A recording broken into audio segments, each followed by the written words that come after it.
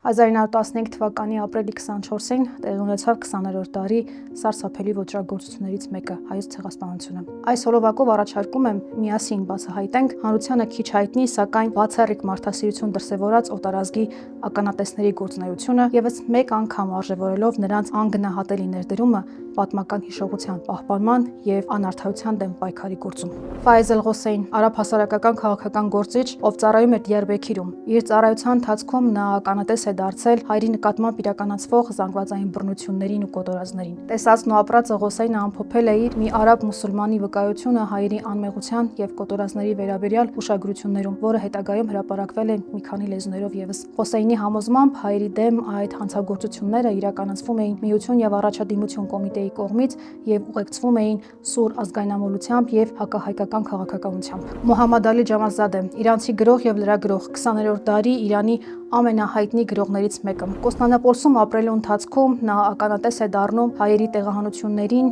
և դաժան սպանություններին։ Նա տասնամյակներ անց իր ունեցած փորձառության ու տեսածի մասին գրում է իր հայտնի երկու գրքերում։ Ջայկոմո Գորինի, Տրապիզոնում Իտալիայի հյուպատոսը, ով մամուլի հրապարակումների և հարցազրույցների միջոցով բացահայտորեն դատապարտում էր հայերի ցեղասպանությունը և նկարագրում էր հայերի դեմ իրականացված կոտորածի քաղաքականությունը։ Նա անգամ պնդում էր, որ եթե բոլորը տեսնեին այն, ինչ ինքն է տեսել, ապա այդ գործողությունների դատապարտումը կլիներ համընդհանուր, հատկապես քրիստոնեական տերությունների կողմից։ Նրան հաջողվում է տեղահանությունից և զանգվածային սպանություններից փրկել շուրջ 50,000 հայերի։ Մաքս Էրվին ֆոր Շոյբերն Ռիխտեր, Էզրումում Գերմանիայի փոխհյուպատոսն, ով համարվում է հայերի տեղահանությունների և հետագա կոտորածների դեմ ամենաակտիվ արտահայտվողներից մեկը և կարծում էր, որ տեղահանությունները հիմնված էին ռասայական ատելության վրա և ոչ ոք այդ տեղահանությունների ընթացքում չէր կարող փրկվել։ Ըստ որոշ աղբյուրների, Ադոլֆ Հիտլերը տեղեկացել է հայերի ցեղասպանության մասին հենց Շոյբերն Ռիխտերի տրամադրած նյութերի և